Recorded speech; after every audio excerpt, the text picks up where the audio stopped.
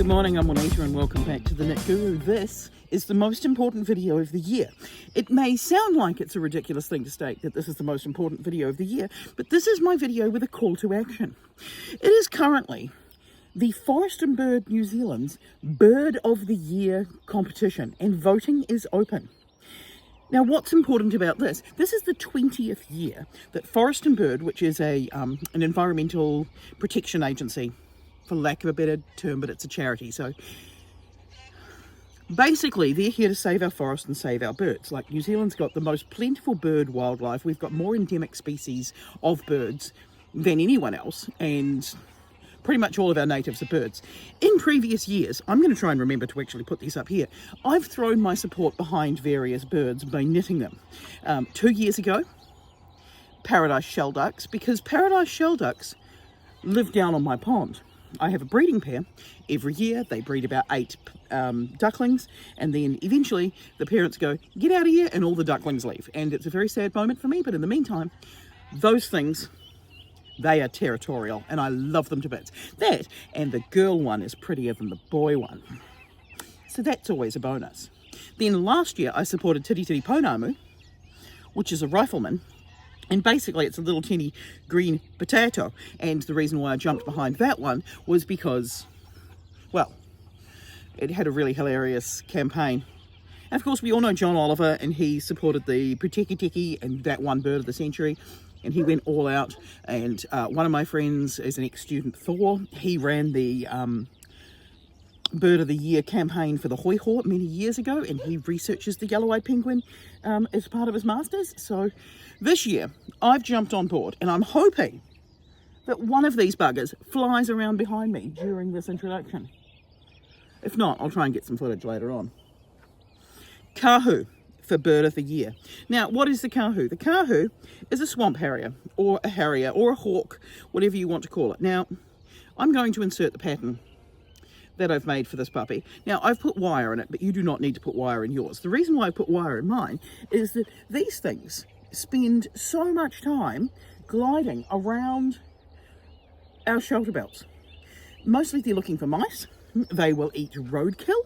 They are one of our few species who are not endangered at all. They're doing okay. They're a raptor. That's kind of cool. So I figured Kahu. I also have been given the privilege of running the campaign for the Kahu.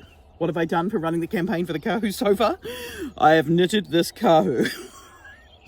Yeah, I wasn't anticipating getting concussed when I took on this challenge. So here we've got the Kahu. Oh, I've lost my little wire thingy. I'm still trying to work out how to do wire stuff. I think I need to stitch the wires in a little bit more.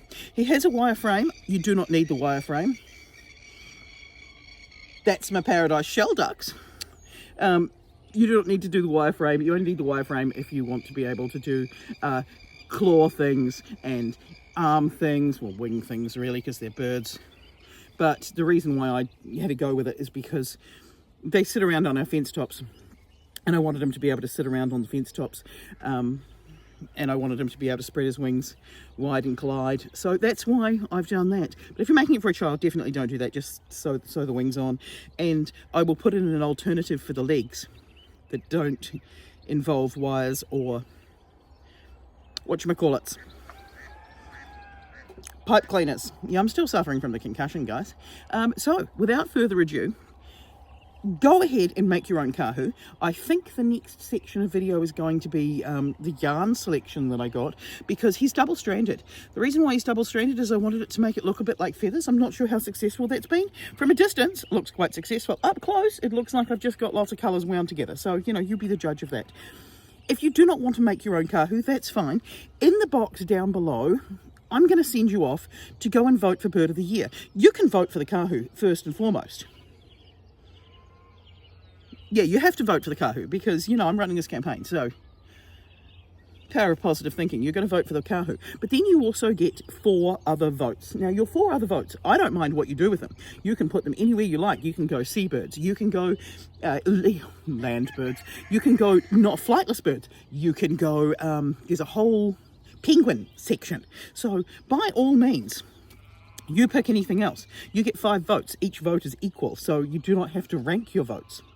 And it's free. It's completely free, and it supports Forest and Bird in both their outreach program to let people know what they do, as well as you get the option of giving them a donation at the end of the survey if you so desire. But I would really like you to go and vote for the Kahu for Bird of the Year, and that would make my day. Also, go and influence a friend to vote Kahu for Bird of the Year. Actually, just go and influence anybody to vote for our Bird of the Year, because protecting our wildlife is incredibly important, even the ones that are out there to eat the other wildlife. Yeah. All right, here comes the pattern. Go take a vote. All right, I'm creeping back into this video because I knew when I was making the video to start with that I had recently purchased more yarn and acquired more things than I thought I had, and this bit may end up in another video as well. So this here is Windsor, and I have some odd colours of Windsor that I picked up from Evans's in Masterton.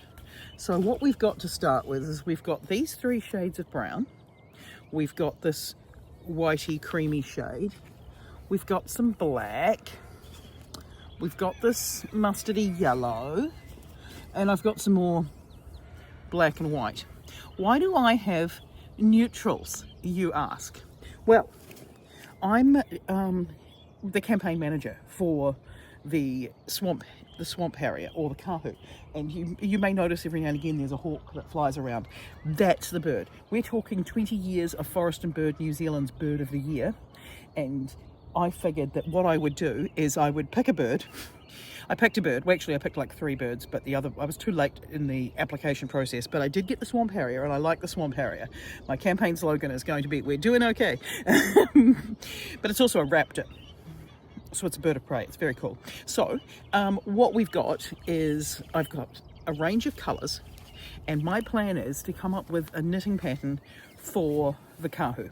I need to get onto this shortly because the campaign technically starts as of right now in about 2 weeks, and then the voting opens, and then the voting closes in about a month. So I need to get moving.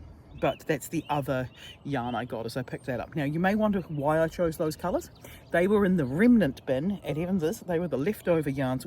There's always Windsor in those boxes, and there's always like a handful of each colour. I think it's when someone buys something else, but they're relatively cheap. They are wool. Are they Australian or New Zealand? It says West Coast Auckland. It doesn't say made elsewhere. So yeah, pure New Zealand wool, or pure new wool it says. Pure new wool. Read all the words, Juanita. And it supports Operation Cover-Ups, keeping children warm, which means I am going to have a look at what Operation Cover-Ups is. Now we'll go back to yesterday afternoon's video of the haul and edit this all together as though it's seamless and you don't notice the change of outfit. Right, so we're going to attempt to do some voiceover. It's going to be chaos as usual. This pattern is made double stranding DK yarn. Now I've got this range of yarn here. I've got 3 browns, I've got a white, it's kind of a creamy white, a yellow and a black. And I'm using 5.5mm knitting needles. Now what this is doing is it's trying to create a feathered effect with the yarns being held double. So as we work up the body, I mean the pattern's free, it's linked down below. As you can tell, Rocky is in the background, being a giant nuisance. So the pattern's free down below, so just follow along with the knitting instructions there, and hopefully this video will just help out with the actual construction. So it's knit from the bottom up. Then what we do when we change colours is that we're withdrawing one colour and we're just attaching in another colour in its place.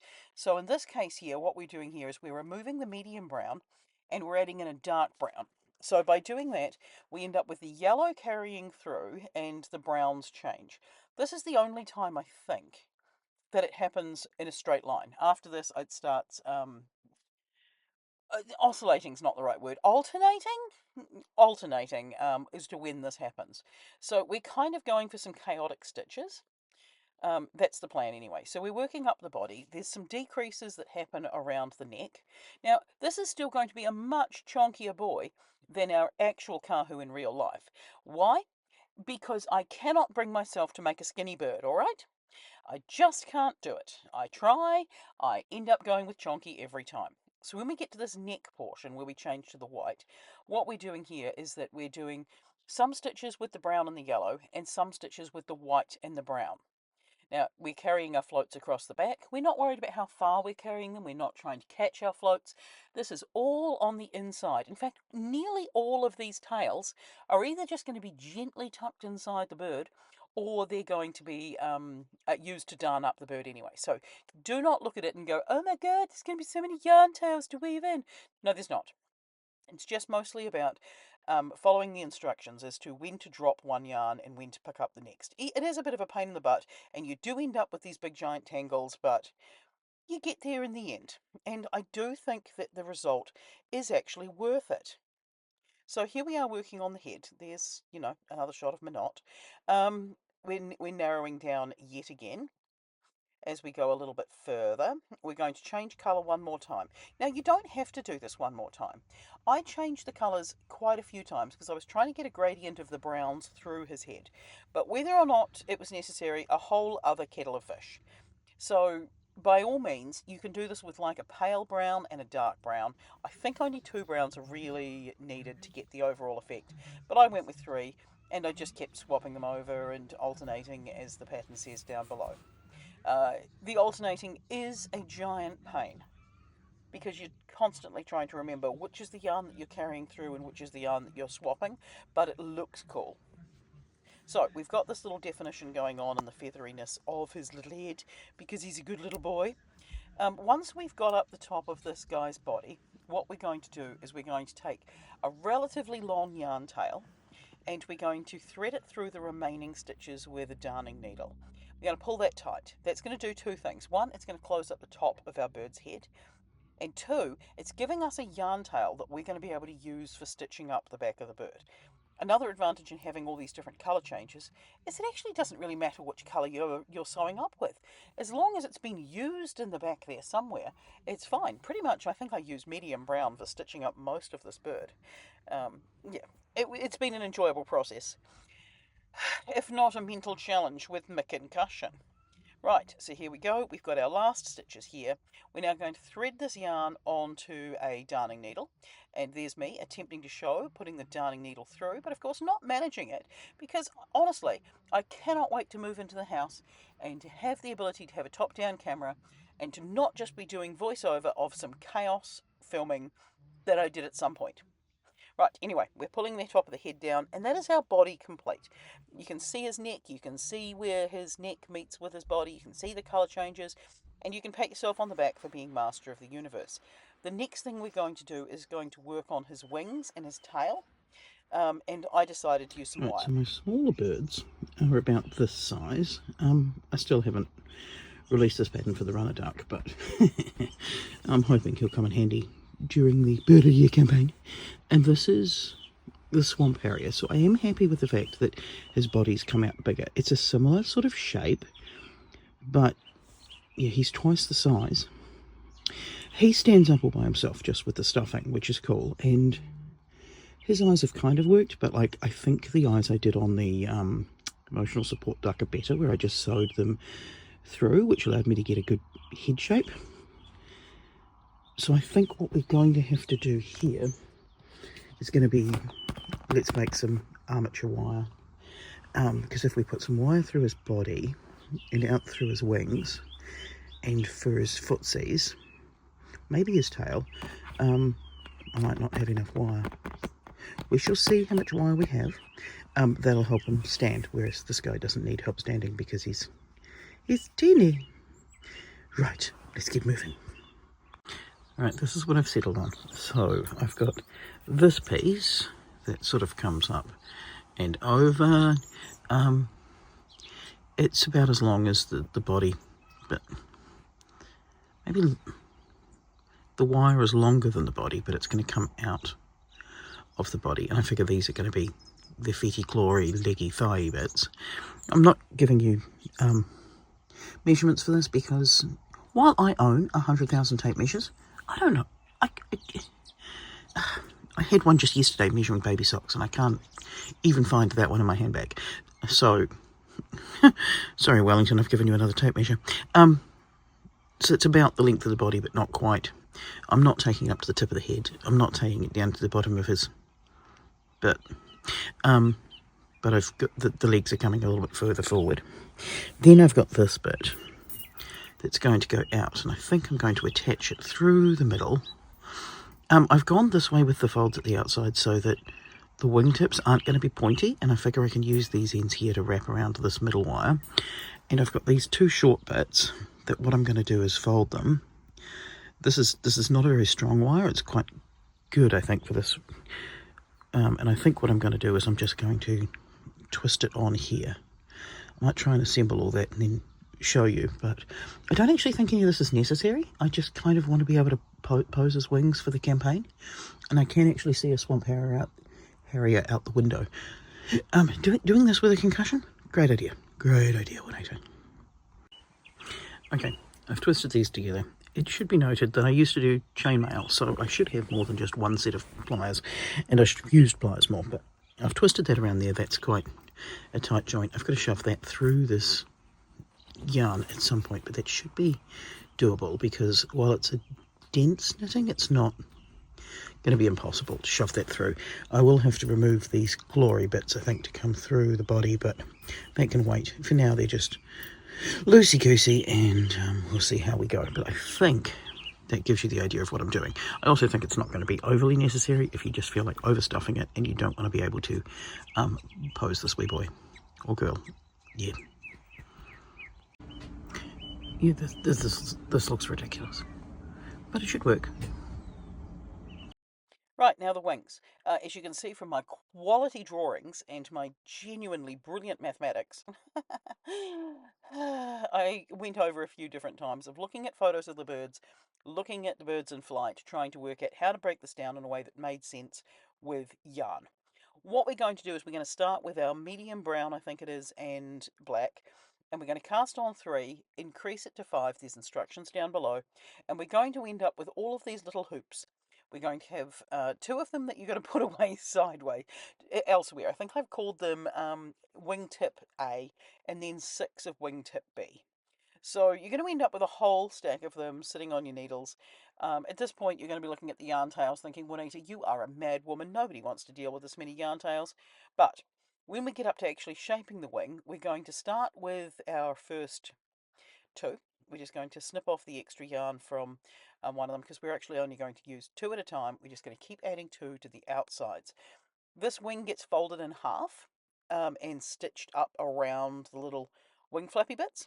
So we're going to knit the 2 together and change colours.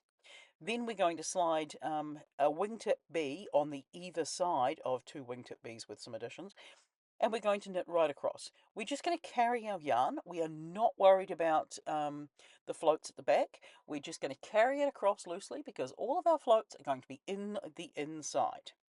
So we've got the brown and the white there, and we're just going to knit right across this section. So we're going to knit right across, and then we're going to purl right across. We've got this yarn float, but we're ignoring it. It's not a problem. Don't get stressed out by all these yarn tails. Right, we're now going to slide some of these onto the end there. You can just slide them up your needle. It's easier on a straight needle than it is on a circular, but I'm only using circulars at the moment. And we're going to put one over here, which does mean we're going to slide it from the other end of our needle and make sure it stays in the right orientation. Right, so we're going to knit right across the whole thing as though it's one unit. Then we're going to come back to our yarn tips, and we're just going to do 2 our more wing rows with tips the A. And with our wingtip white and A, brown we're just together, going to and then slide we're them going on to the sub end, out and yet the again we're white just going to for the carry gold. that But yarn we're going to do that float with right the alternating way stitches. across, and we're not worried about how Right, well it okay, and fits. this is still We're just going to go for it. twice So the we're just wing, going to pick it so all up, and we're going to because knit it's going to get all the folded way in across. half. Then when it's knitted all across and we fold it So the up, you'll wing's see that that you're wide. getting this wing shape with the feathery detail, as though the Yeah. feathers have been fanned out. At least this is what I came up with. My apologies if it's going to drive you up the wall, but we're now going to get rid of our white, and we're going to move on to our next colour. As you can see, I'm going to demonstrate snipping the air. We're going to bring in some yellow. Now, I did end up using most of the yellow and most of the medium brown, but there's still yarn left of one of each of the balls. Mostly there's still quite a bit of black left, and quite a bit of white left actually, but I have used up mostly this medium brown colour and this yellow. So here we're bringing in the yellow, and as we bring in the yellow, we're going to get rid of the white, because we've got these alternating colours. We're going to snip off the white, and now we're going to see that we've got this wobbly section. We've got some yellow stitches in a white row. Now we're going to continue on up with our brown and our yellow. Then we're going to change to our brown, darker brown and our yellow. And this is done with some alternating stitches as well. We're also decreasing along this side so that as we fold our wing in half like this, you can see that we've got a wing shape going on, and it's almost like it's got little fingertips, but they're little wing tips with these little feathers. She says coughing. Right, so we're now going to put that aside. At this stage I haven't stuffed the body, but they're going to go on to my wire wings. You do not need to use wire wings. I just decided I wanted to make them posable. The tail is very similar to the wingtips. We've got these little tips that go on the tail. They grow out to the 5, and then they're going to increase out again to 7. So we've got 7 stitches on each of our wingtips, and we're going to make 6 wingtips in total. When we've got our 6 wingtips all on the one needle, then we're going to start knitting them together as though they're one unit. See all these yarn tails? That is an intimidating idea of what you've got to do to darn in those ends. But we're not darning in those ends. All those ends are going to end up being the only stuffing inside of the wings and the tail. So I'm quite impressed with that, to be honest. It seems like a win. So we're changing colour now in our tail. So we're now going from a dark brown and a black to the dark brown and just a lighter brown. And then we're going to keep decreasing right down. When we get to the final cast off of the tail, you'll see the final shape. There we go, there's its final shape. And when we fold it in half, we're going to stitch down this side here, and we're going to stitch around all of these wingtips so that we end up with 3 wingtips for the tail, and it fans out. This is our beak. Now for the beak we're using yellow and white. Do check the stitch counts and the row counts down below. This one's got a centre double decrease, which gives us this ridge line down the centre of his beak. This is done by, you slip 2 stitches together as if you're about to knit them, then you knit the 3rd stitch, and then you pass both of those 2 stitches you slipped right over the stitch that you just knitted. There is a colour change to black at the end to give us just a little black tip on his beak, and that looks very cute. Right, then we're going to stitch up the body. This is a task that's very difficult if you've got the wire. If you do not have the wire, this is really easy. All we're going to do is we're going to stitch from the top all the way down this brown and white section.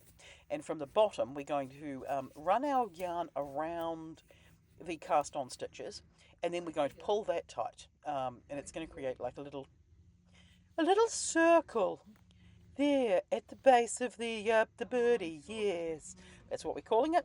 And so this darker brown and yellow section, I just leave this back hole open for a bit and stuff through there. You want him stuffed relatively firmly, but of course the more you stuff him, the fatter he gets. If you've got a tight tension, he's not going to be such a chunky boy. He does look incredibly cursed at this point. Like, so cursed. Unbelievably cursed. But I was determined that I was going to use wire for this project. Then we're going to stitch on his beak. Now, the beak, I've only used a tiny amount of stuffing. Mostly it's just yarn tails inside that beak. Then we've got the wings. We're stitching them up and around those little wing tips.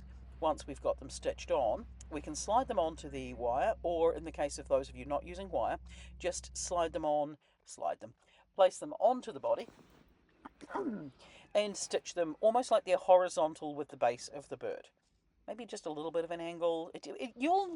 You place them how you want them to be, so that you feel like they're sitting nicely as wings. Because, I mean, there's no knitting police. No one's going to come for you for getting it wrong.